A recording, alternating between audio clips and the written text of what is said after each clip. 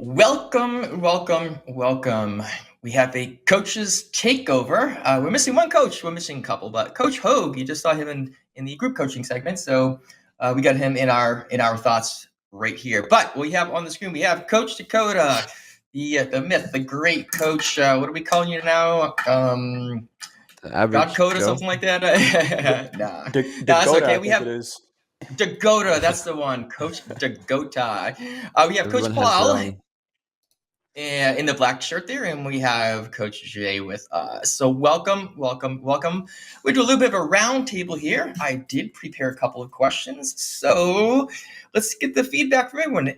Meaning every style is different of trading, every coach is different trading styles, different styles of coaching. So let's get right to it.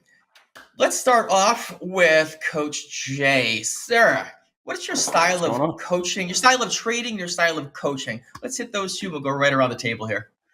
Yeah. So my style of trading, I'm a momentum trader. I use volume analysis to help make my trading decisions. A lot of the concepts you see Rips use, reading the DOM, reading time and sales, reading how the market responds to certain levels. That helps me determine my trade decisions. And then my style of coaching, um, we had one of our mods actually say it in the chat. She said it's like an Aristotelian style of coaching, where I think anytime someone asks me a question, I ask a question right back to them to try to get to an answer. Right? It's like, hey, coach, I don't know how to manage risk, or I keep over trading. So then I just ask a ton of questions to get to the root of the problem, kind of like reverse engineering, right? Okay, so we are over trading, great. That's an outcome of something else. Why are we over trading? And then asking the questions, because it's going to be different for every person, right? We could give a blanket answer, but and it's a little easier doing one-on-one. But if we can get to the root of the problem for that specific trader, then we get a more effective answer, I think. Thank you very much for that. A quick thing on the markets. They're all pushing up again. The equities, the NQ is just about at yesterday's high, making new highs. The ES, new highs again.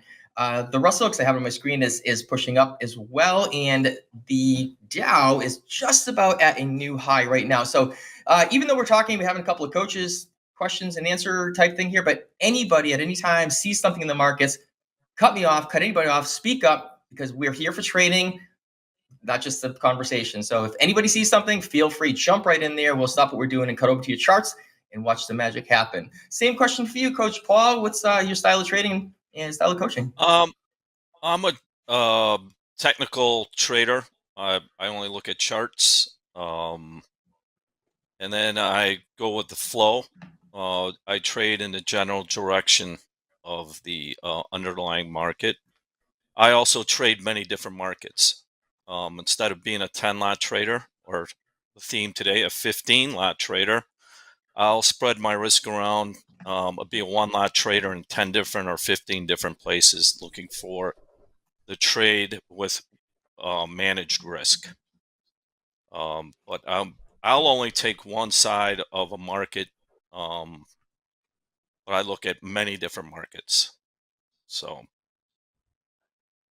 as far as my That's how style of coaching, I've been a basketball coach for 25 years, head coach at a high school level. And my coaching and I've coached traders for better part of 20 years, is to, as we say, is to teach not just a technical program, but how to take risk, and most of all, know thyself. The biggest obstacle that I've found in trading is getting over the self. Um, there are a lot of different ways to trade and a lot of systems, but when we talk about it at the buzzer, over the weekend, review your trades. Did you follow the plan? So learning as a coach, I want people to understand themselves and how they're executing a plan. Because once you do that, once you get over yourself, then you can get into the market. That's amazing. Yeah. And good words of wisdom, good advice. And we can see already how the trading is different per person, per trader, per coach, and how the coaching styles are different. Coach Decoders, let's hear from you. I'd like to hear how you do things on slow markets all the time, and which is great. So yeah, same question to you. Style of trading and style of coaching. Yeah, I mean, for me, it's just making everything as simple as possible, right? Where traders and humans in general just love to overcomplicate everything in our lives, in our trading, and our overanalysis by paralysis is definitely a big issue, right? And so I try and find ways to just oversimplify everything, just keep it super simple, very basic technical analysis, focusing on risk management. And it's the same with everything that I do. And the way I kind of coach, I'm not a teacher, right? I want to make sure I get that. I'm not a great teacher.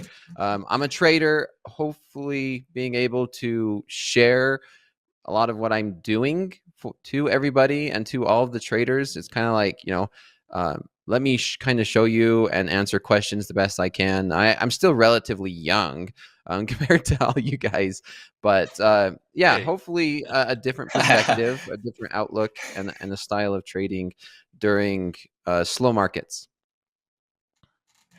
Yeah, that's very good. We almost that Asian comment. We almost your feed something was wrong there. It almost got cut off there. I must have dropped you for some reason. And of course, I'm just kidding. That was really good.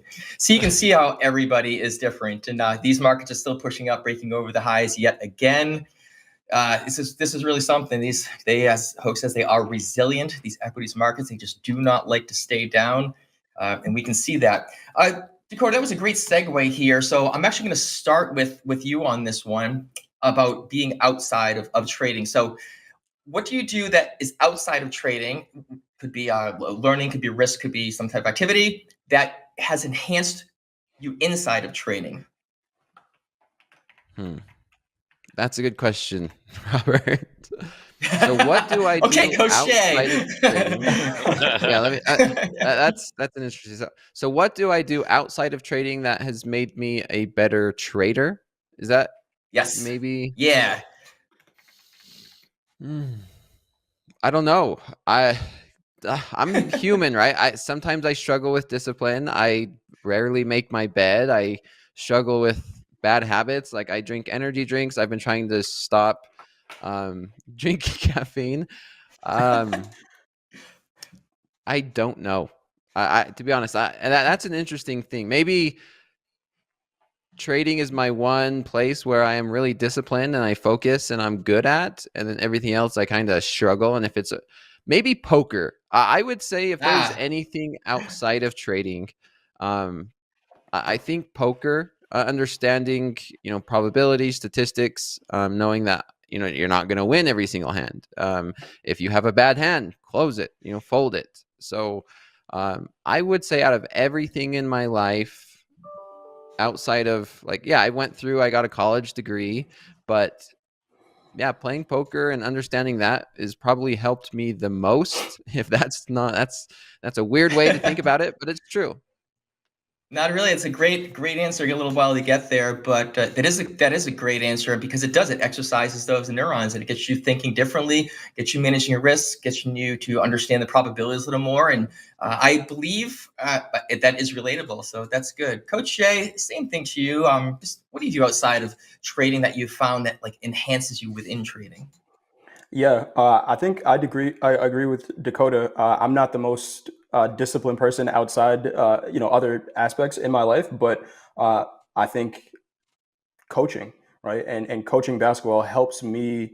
Anytime I have to go over a concept with a player or with a team, it helps me get down to, hey, what are we trying to accomplish here, and only focusing on that, right?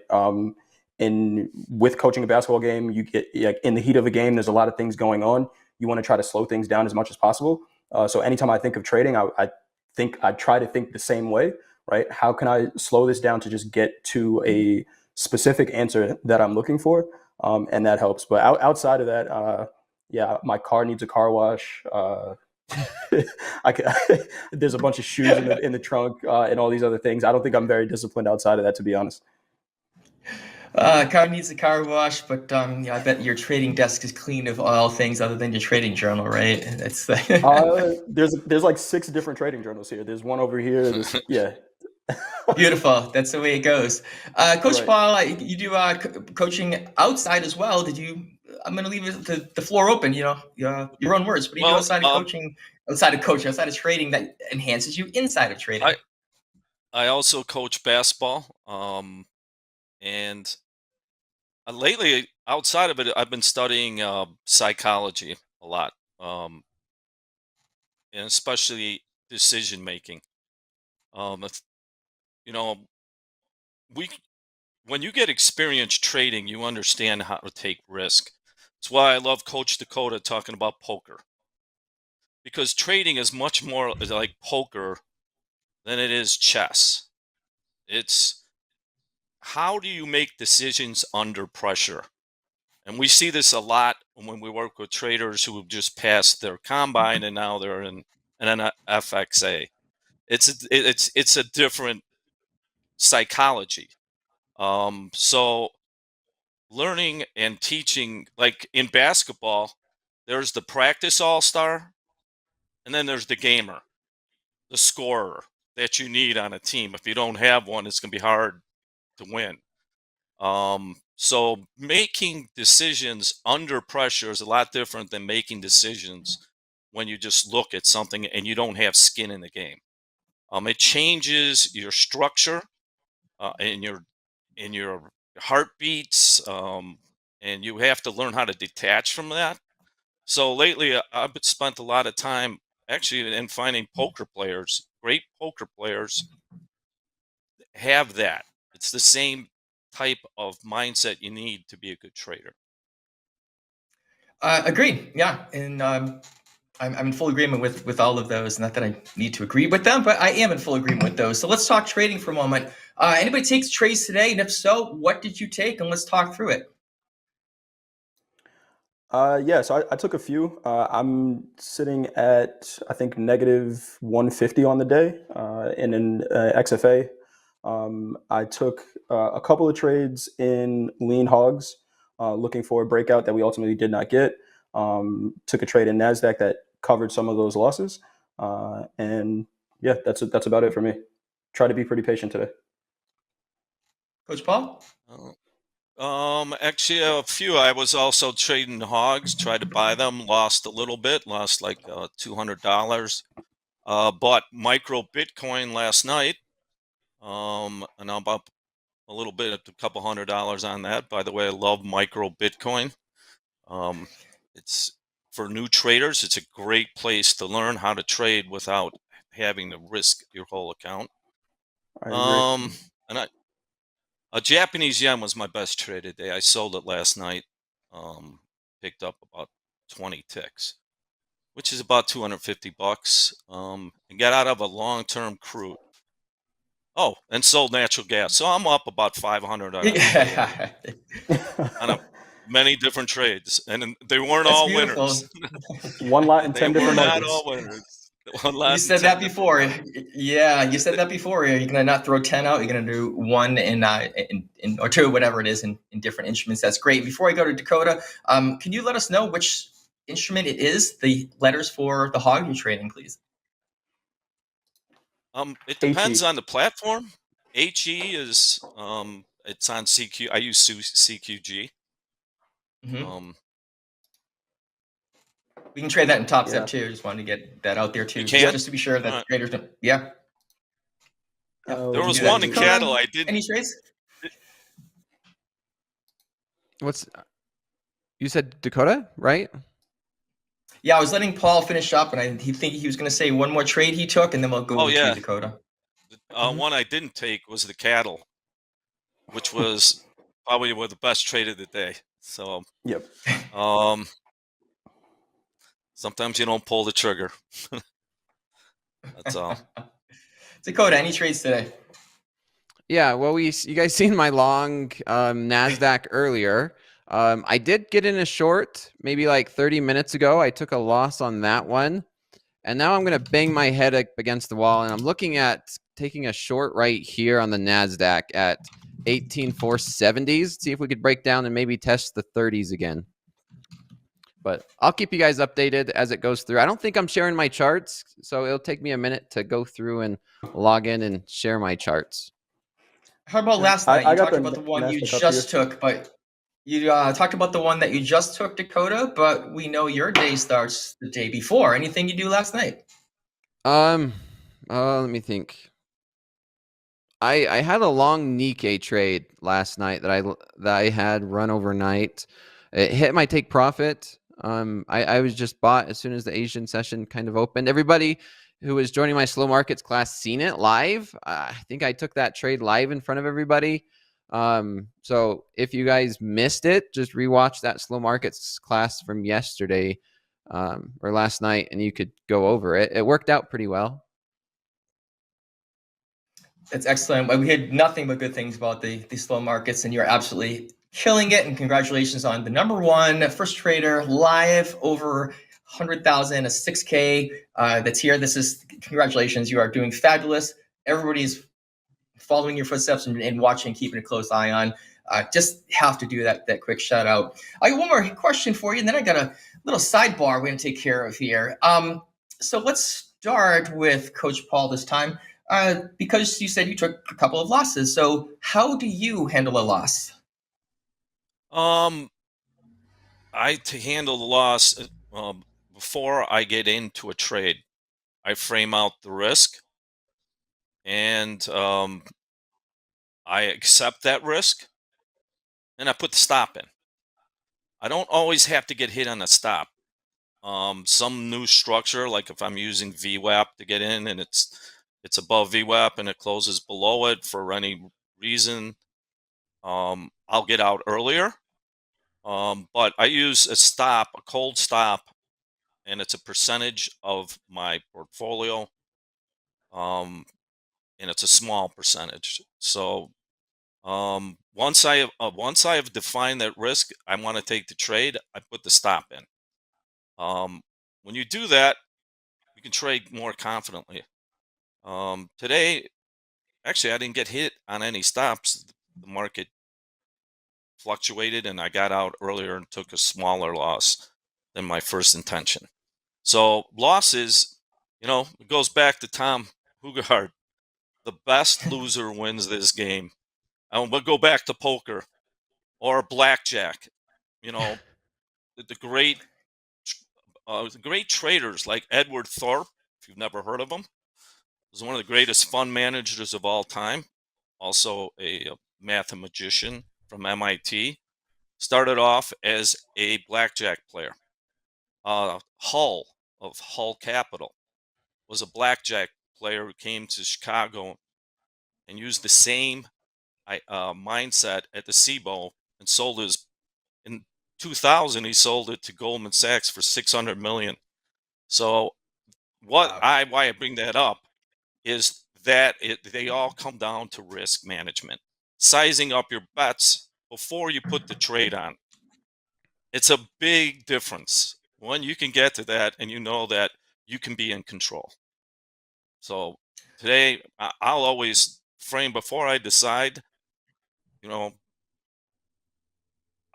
know what I'm going to risk at the most. And once it's out, I'm done. I'm done. Perfect answer. Love it. So what you're saying is accept the losses, know what it's going to be, have a plan ahead of time, and take the trade. What more can you ask for? Yeah. Coach Jay, how is it that you handle a loss? I mean, because you've never had a loss, right? So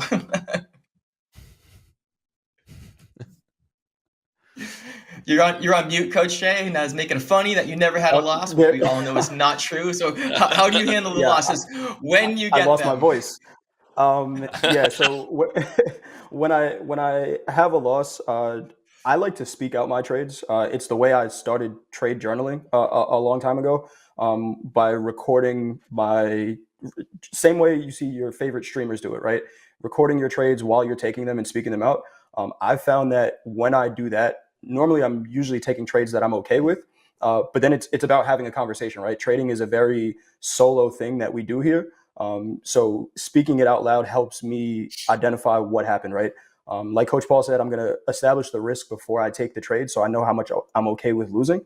But then after getting out of the trade, I want to identify, was that really the right decision that we made now that we're out of the trade, right? Is it a trade that was based on process, and more often than not, those percentages are going to work out in my favor? Great, I'll take it again.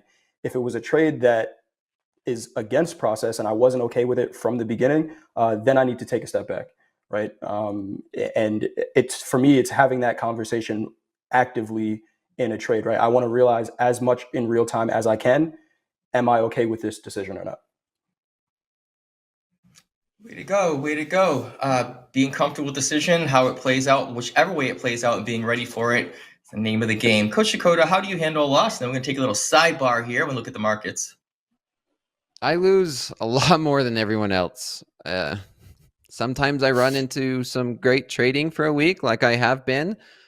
Just knowing that just because you're on a win streak doesn't mean that you're just not going to be losing. I took a loss a moment ago trying to short this NASDAQ where we've been rallying. And sure enough, I wouldn't be surprised if I continue to run into a cold streak, right? And you guys hear me say I lose a lot more than I win. It's just the reality of trading. Just loss. Depending on your trading style, my trading style is a lot different for slow markets than it is for the New York session. And it's just being okay with losses, letting the statistics play out. Just like if you flip a coin, right? If you flip a coin, you get heads and then heads and then heads. It doesn't mean that your statistics now say that you're going to get heads more often than you get tails, unless the coin is rigged or the coin is not true 50-50. Awesome. That is true, and you do have those trades where loss, but you can have a small win rate, but a large P&L, as we've seen, because your risk reward is way different. Get the 50-50, you win one, lose one, you can still do okay. But if you're losing 4, 5, 6, 7 in a row, and they're real small, you can take one trade and clear them all out, as we have seen with you all the time, Dakota, and it's great, and it's just a whole different way to trade. I'm marking up my chart here for, this is an MNQ. It's getting up higher. It's at 18,497-ish, right in that area, and I'm looking back even further to mark another level on my chart here. I'm going back to April 4th. I'm going to mark off a little line here, April 4th, 18,564, roughly. I'm just eyeballing this when I stick it up there. And I'm going to put that as the April 4th high, because that's the next high in our look back here. So we're going to see what this is going to keep doing. They just continue to push higher and higher and higher. So if anybody else is doing anything, please jump in there. But right now, if we're not, I get a little surprised. Everybody take a look. Where is the James? I said I was going to do it, but I am unable to. I don't see it on my list. I would love to get the tip of the week up on the screen, and we will all take a stab at it, because I'm curious how each of the coaches respond to this tip of the week. And I let James know that I was going to take care of it, but I don't have it on my list. So as soon as it pops up there, we will take a look at it, and it means taking breaks. There it is. So tip of the week, take breaks. Stay refreshed, stay focused, and refuel your energy, refuel your body, refuel your mind. Let's flip it back around. Coach Jay, your thoughts on the tip of the week this week, please.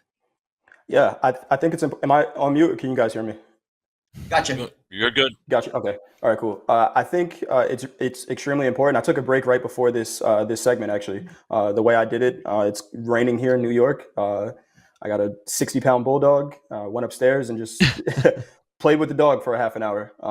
And that's a break to me, right? Something to not think about the charts. They're important, right? Intraday breaks for me. Like I said, I'm a volume trader. So the market kind of builds in a break for me, where volume dies out during lunchtime, lower probability trades for my trading style. So that's a kind of innate break that I have to take. But if I'm not trading well, or if I'm not seeing things well, or if I have a really good day, right? If I have a really good day to start the day, maybe not wanting to push it, taking some time off, whether it be an hour or 2 hours.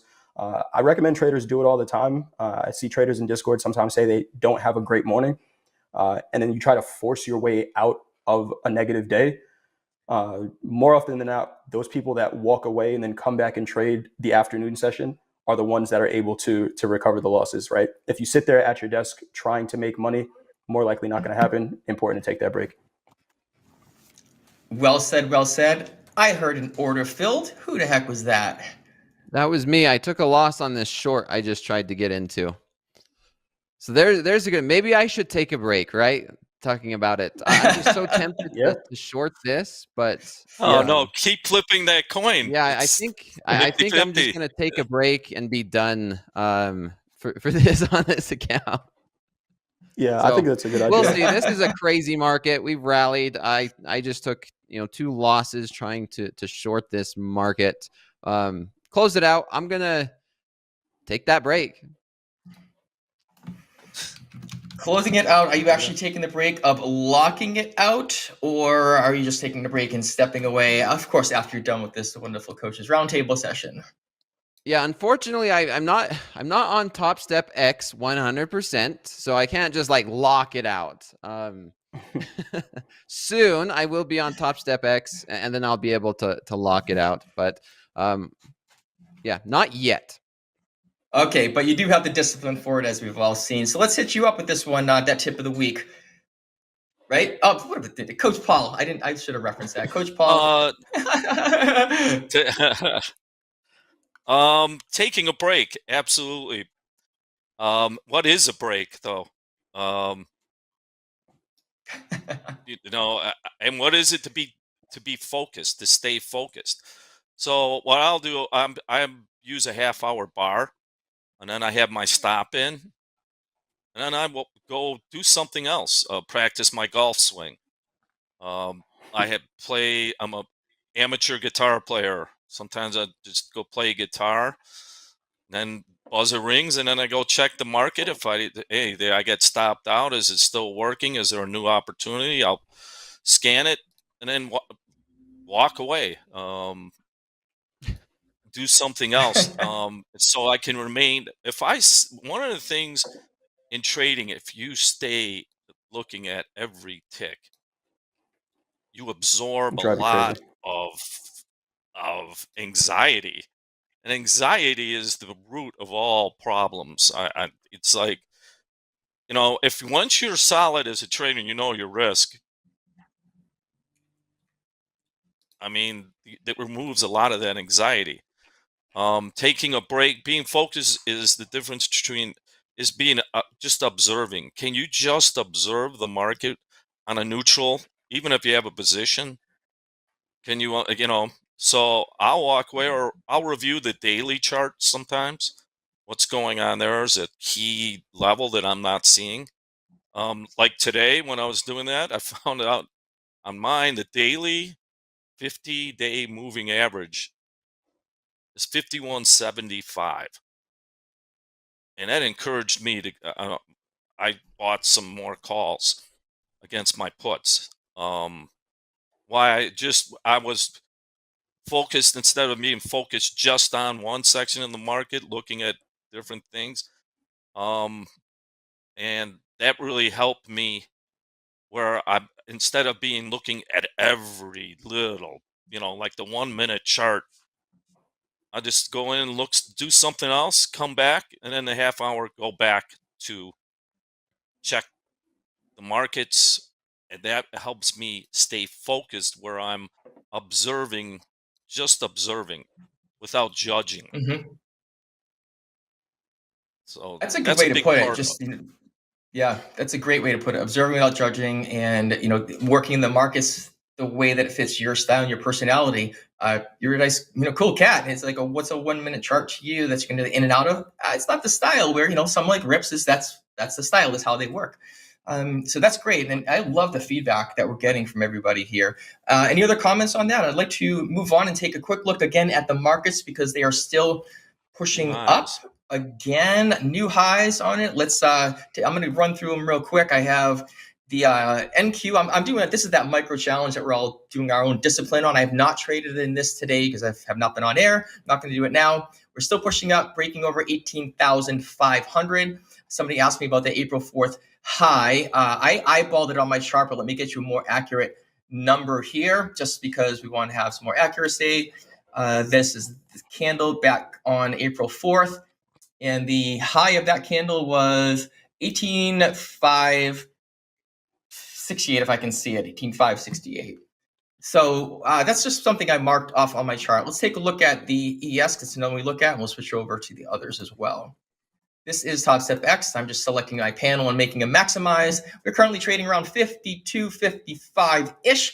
Looks like it's a 15-minute chart. We have, I'm not even going to call it a triple top, but we're right on that level, kind of bounced off that area a little bit. We'll see if that's it. Yesterday's high is more up around the 52.87. I don't know if we're going to make it there today. It's still pushing up, though. These equities are really, really something. Since I'm watching these other ones, I'm actually going to make a chart large here. This is the 2K. I'm actually going to switch it over to CL since that is a common one that we like to trade. And that is down to the bottom. Look at that. Just dropped off all day long after those the 4 or 5 a.m. Central Time. A little bit of a bounce around 9 a.m. Central, but looks like we're hovering around 85. The gold, I remember seeing a show that we were making new highs, and it just keeps going and going. 2381.2 at the time. Looks like we have some room back here, which is 2383, and even higher than that, we have 2384.5. So we'll see if we can actually reach up to that area at this time. Go back into my M2K should I need to do any trading later on to get that ready. One quick look at the Dow. I got something else to run past all the coaches over here. We had that really big drop off yesterday with the news that came out at 7:30 a.m. Central yesterday. New highs that we have over, where is it? Yesterday's close. We are looking around trading 38866. You know, I am looking forward to Power Hour because I think there is going to be fireworks in Power Hour just about 20 minutes away. So I'm going to stick around and be behind the scenes, but we're going to take a look at that. Any comments on these? I got something else I want to throw at y'all. If you look at a higher time frame, the markets are still very much in a range, a violent range, right? But going back on a 30-minute chart, we've been trading the same prices for almost a month now, which is pretty crazy, right? And if you're zoomed in and you look at it intraday, there are some drastic moves, and us as traders, we love this, right? It provides opportunity, but the markets haven't really done much on a higher time frame chart. We're still in decision making mode. Yep, I see that on Hoag's opening call this morning. I'm just good at the NASDAQ here. It's around 18,024, roughly the bottom of the range, to 18,620. So what are we talking? We're talking a 200-point range in the NASDAQ. It's pretty silly. Remember back in the COVID days, we were having 200-point 5-minute candles, which was insane. But hey, it was happening, and that's all we can do about it. Still pushing up even higher, 18,508 at this point. Okay. Yeah, Paul, go ahead. Well, in equities, it never pays to sell in a hole for me. It's like you just talked. Here we go. And the equities are designed to go up. You don't call up a stockbroker and they'll say, "Well, you got to get short this stock." There's not ETFs. There's short ETFs, but the flow, the money comes in to buy it. 401ks, whatever, it comes in to buy it. So, from my long experience, I fought in the late 90s. I fought that rally in the NASDAQ. I got to sell all the new highs.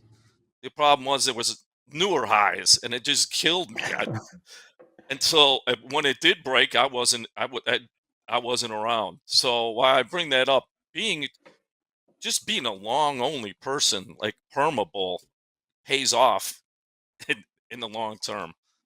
This rally today doesn't. That's the code. This rally doesn't shock me when I looked at that 50-day moving average, and whereas you can see institutions who they don't day trade. They look for times. Basically, stocks were on sale for them, so they bought them. And yesterday's low and today's low bounced off that 50. There was a fire hose of institutional money buying this, and you can see in a short time frame it just keeps going and going. Because to them, they're putting couple $1 billion in. They're not buying a one lot. So being, like I said, being aware of these longer term moving average, you can really, like I said, being in short in the hole is like, I can't do it anymore. I just, it doesn't It's pay. tough, and you're absolutely right with this. This keeps pushing up. And I'm not going to share the whole story. I've done this before, but my worst trading day ever, worst loss ever, and I'm talking 3 times my best day ever, was shorting a market like this. It was a Friday when we had options going on, we had contract rollover around COVID times. Just shorted, went against me, shorted again, added to it, shorted again, closed it, lost every single time. It was like right at the end of the day, I'm waiting for that big dump, it curling around, locked in my account, shorted the hell out of it. It popped, like, I swear I pushed it through the roof and I clicked the button. Worst trading day ever. It was a lesson learned. I will never, ever forget it. Coach Dakota, how did you decide on which instrument or product you want to trade, or did you start somewhere and switch it over? So what's your decision on what you're trading? Yeah, I mean, it depends on the time of day, right? I learned while I was going through college, and I had a crazy life, going through college, having a part-time job. The only time I could trade was right before I went to bed. And, the markets that are active there, obviously, we know the Nikkei is active and the trading style. But I'm a number one. I love to trade the NASDAQ. I'm a NASDAQ trader. That's number one for me. And then crude oil. I like crude oil. And then number 3 is the Nikkei and gold. They're tied for 3 and 4. I love liquid markets, right? Liquidity is big for us as day traders, and markets that move and present opportunity. Of course, during the day, it's the NASDAQ. Overnight, it can be any of those markets because I'm looking at a higher time frame. That's great. Great. Coach Jay, we'll go with you. Choosing the markets that I trade, for me, I think I started off at least trading futures. It was the easy transition to trading the equities, right? From coming from trading stocks, that was the easy transition. But more so now, I try to find out whatever's giving me the setup that I'm looking for. I thought about this segment that we're getting ready to do, and Coach Paul and I are both basketball coaches. But any game you play, right, you try to identify the pattern that's in front of you, right, and that's any sport. You try to identify the pattern first, and then how can I operate within that pattern, right? If I'm if I'm coaching a basketball game, right, and Coach Paul, we're not going to go basketball nerd here, but if a team is playing a 2-3 zone, there's a specific way to attack that 2-3 zone, right? You want to try to get the ball into the middle of the zone for it to collapse. That's from, 3rd grade basketball up to the NBA. They're all going to play it the same way, right? So trying to identify what the environment is easier for me. So I like opening range breakout trades, right? If the doesn't provide an opening range breakout on the day that I'm deciding to trade it, then that's not the instrument I trade that day. Let me go find the market that's providing that opportunity. And that, for me, is why my watch list has gotten longer. But it makes it an easier trade because I know exactly what I'm looking for. I know how to attack that specific setup to then take a trade, right? Instead of forcing a setup in that market. That's great. Kind of the same way that Coach Paul does. He's got a list of things to pick through and says, well, what's moving today? Where's liquidity at? And what looks like a good trade? And I don't put words in his mouth, but he said that earlier. So Coach Paul, let's just go over to you. Like, how do you decide on what your instrument is that you're going to trade? You just described it. I'm looking for a certain structure. I call it the DNA of a good trade. So some of my history, I started out at the Mid-America Commodity Exchange. Probably most people haven't heard of it. It's no longer, but it was the original exchange that traded mini contracts. What I found out there when I was young, I was 18 years old, and I started off as a board marker, uh, marking prices with chalk, But what I found out is that the greatest traders, like one of them was Richard Dennis. If anybody's ever heard of Richard Dennis, one of the most successful futures traders of all time, started the Turtles. A good trader could go from one pit, because it was all the contracts were within walking distance. I mean, like within stops, the pits. So you could hear what was busy. So if you're sitting in silver and nothing going on, and bonds were rocking and rolling, that trader could take 5 steps and trade his process in the bonds, because that's where the opportunity was. So when the diversity of opportunity is what I'm looking for. Now, I'm built for it because I've traded just about anything from rough rice to pork bellies to Nikkei. I don't If it's moving and it meets the DNA of the trade I'm looking for, I'm in. But I'm a one lot trader. I don't, I might have 10 different one lots on. But that's why if it has that, I put my stop in and that's what I keep doing. I love that approach, and all three of you said the same thing. It's not just like I only trade this instrument, and I only trade at this time of day, and I only trade between these hours. When I was doing some one-on-one coaching, I would hear that a lot. It's like, nope, these are my rules. I'm only trading between X and X. I'm only doing this. It has to match this setup, and I'm only taking one. If I have 2 losers, I'm stopping. I think that's really hard because, in my opinion, you're sitting there, you're expecting the market to do what you want it to do to fit your strategy at that time of day for the 2 trades you want to take. And that's just kind of a tall order. And I know everybody's different. I get it. And there's some specifics. Coach Jay, you said, hey, I play an opening range trade. We can't play an opening range trade in the middle of the day, right? You have to do it at a certain time. It's Exactly. totally understandable. But to be like, I only do 10 to 12, and it's only going to be when this happens, like, and I'm only taking 2 trades regardless. That's really tough to do because you're expecting the market too many things for your stuff to line up. Again, everybody's different, but I'm really glad that the 3 of you on here, and then the 4, if I include myself, that we go, I don't care what it is. A few of us are doing things. Dobie, myself, and 2 other coaches are doing our own little discipline type challenges where we're putting ourselves out there in an uncomfortable area. I'll let Dobie speak for himself when he's on Power Hour. But for me, that's what I'm doing. I'm trading micros, only 2 of them at a time, pretending I'm in an XFA, trying to get a couple $100 a day, working on a higher time frame, using time candles and instruments I don't usually trade. So I'm like really hanging myself out to dry. It's probably going to turn out bad, but it's a learning experience so we can get used to more and more and more instruments. All right, we are getting please. I want to end on something real quick. Is on that note, I do always tell traders all the time to practice one instrument. If you're new, practice one, get used to one. Each market does have its own unique fingerprints and nuances, and then you could slowly start to expand. Because if you can't be consistent and profitable on one, what makes you think you could do it on multiple, right? So I want to make sure we kind of end on that type of a note. Absolutely. And I still do agree with that. And you're newer, absolutely, for sure. Jay, put your comment in there, and then we'll finish up with Paul. I'm looking at a short in the NASDAQ. If we can pull my screen up. Sometimes, and we talked about clutter, there's stuff all over my desk. Sometimes there's stuff all over my charts too. I pulled up a MNQ chart, and there is, I love 50% retracements of levels. This yellow line was a 50% retracement of something at some point.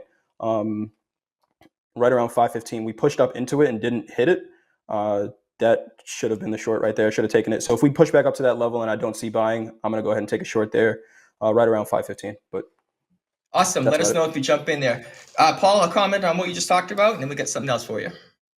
I'm glad just to follow up on learning how to trade one instrument. That's big. Please. Also, one of the best traders I ever knew on the trading floor was one of the biggest soybean traders, and that's like soybeans are like the NASDAQ of the grain room. They were just vicious moves. They still are.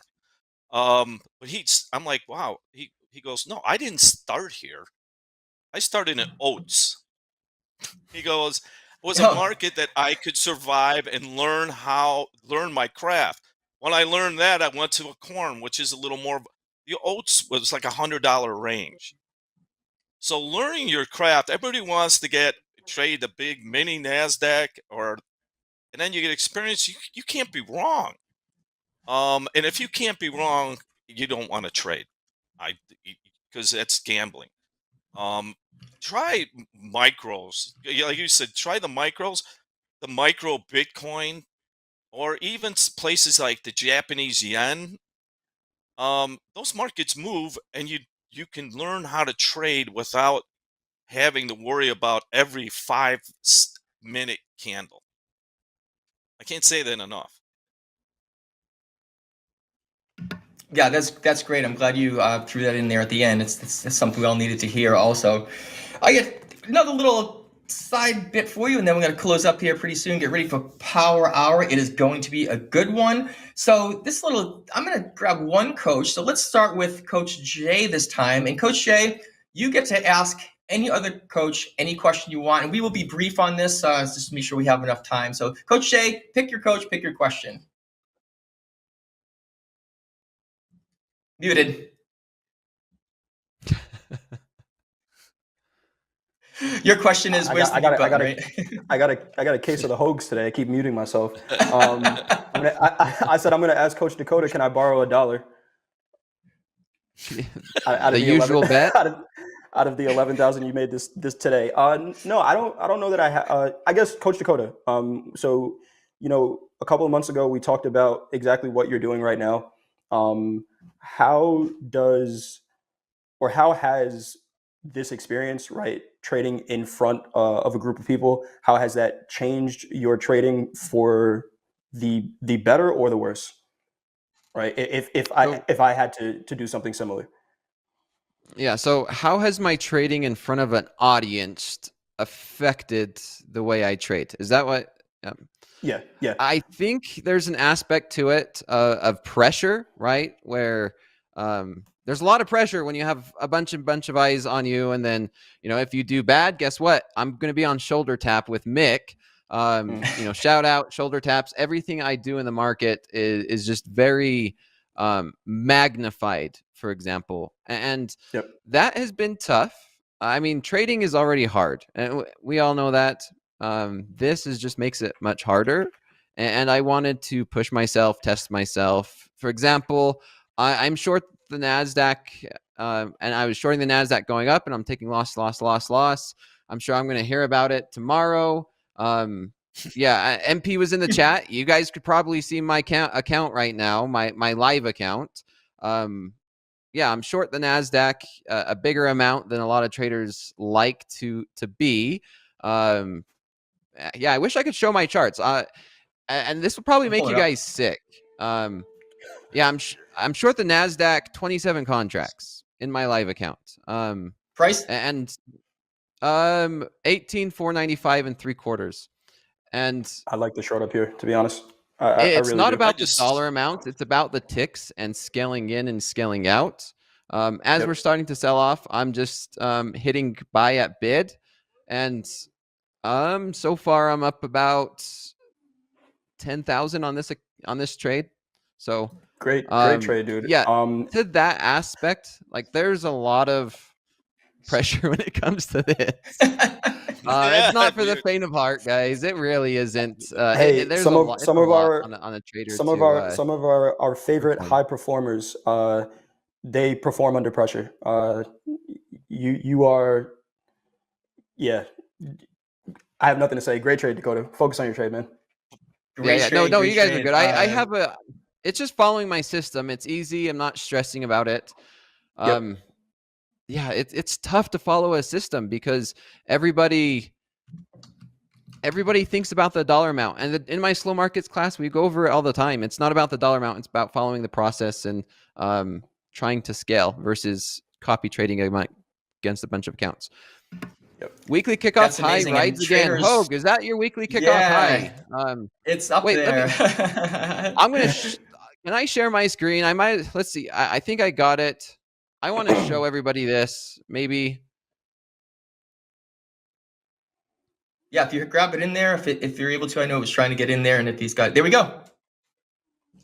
Yeah, so this is my live account. In a trade in my live account, it's so tempting just trying to short it as we're in this kind of a mess. But that's high risk, high reward. We could have very well kept going up, and I continue to take losses. It's the reality of trading. If we don't experience risk, then yeah, if I hit my DLL, that's 9,000. It's just like copy trading 3XFAs. I talked about it. I went over it. It can be frustrating sometimes. You got the right action there. You took a couple of small losses on the way up, and you finally saw it was turning around. You jumped in with larger size, and as you said, you just keep hitting the bid in one at a time and keep pulling them off as it's falling into profit. Super job on there. In 29 contracts, we have traders saying, how can I trade bigger? How can I get more contracts? Well, the answer is start small, pass the combine, get funded, go to live, build your account, and then talk to Mick. That's the process. Dakota's done all of that. You should be able to take care of that stuff. Coach Dakota, real quick, can you just throw your question over to whomever you'd like to ask? We'll keep the answers short so we can get moving. Yeah, Coach Paul. Let's Coach Paul. How is it adjusting to and trying to teach younger generations in terms of like what you see? We have new traders coming in with kind of a different mindset than what you're used to, like you said, on the chalkboard. Could you imagine? I could never imagine doing that. Well, that's a great question. Thanks for that. I'm actually energized by working with younger traders, newer traders, because the principles never die. Trends come and go, but principles never die. And when you learn principles, and the principles that is risk management. Dakota, you know how to take losses, and you know how to be aggressive when you're in your trade. When that is something you follow, principles of risk management. You don't blow your account out. When I think that teaching younger traders the principles, the difference between gambling and speculating is measured risk. So that principle I learned that from a book that's 200 years old. Like, it's never changes. And when you get that mindset and you learn that, you have it reinforces it. But then when you see a young trader start to understand that, or an older trader, a newer trader, it's a great feeling. Awesome. Coach Paul, fire your question off to whatever question it is, to whatever coach you want, and then we will wrap up this segment and get on to Power Hour. Coach Jay, your breakout system or opening trade, I'm enthralled with that. How did you stumble upon that? Looking at thousands of charts. I do something that's called a speed backtest, where if I see something during the week that I think could present an opportunity, right? Markets are all pattern recognition at the end of the day. I look at charts when they're not moving and try to identify how many times that pattern has played out. And I call it a speed back test because I'm not doing the whole, I need to know exactly what percentage it works out and things like that. If I look at 200 charts, and that might take an hour. If I look at 200 charts and that pattern plays out, then it's enough to say, hey, in the moment, look for this opportunity and take the trade from there. And that's pretty much it.